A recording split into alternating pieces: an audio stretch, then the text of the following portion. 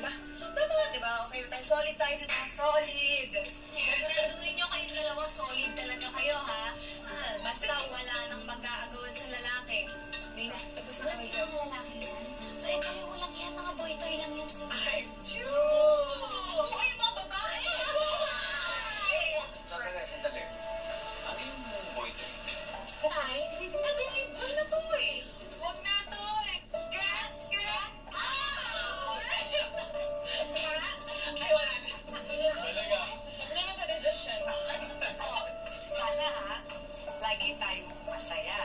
Yung mga tampuhan at problema, hindi na mawawala. Pero, ang pamilyang nagmamahalan, kakayanin ang lahat kahit anong bigat.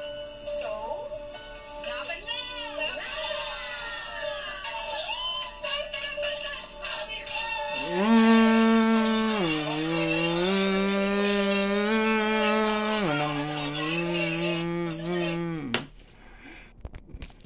Tumaranas, tumadaan din sa kanyang pagsubok no, na pinagdadaanan. No.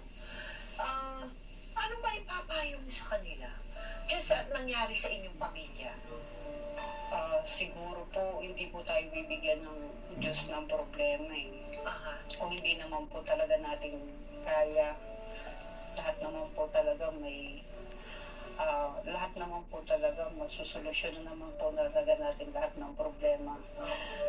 Yun po. Pakatatag lang po. Laban lang. Eh sa magkakapatid naman, na talagang nagbabangayan, nagkakatampuhan, nag-aaway-away, mga ganyan, yung pinagdaanan din ninyo, ano naman ang mapapayo mo?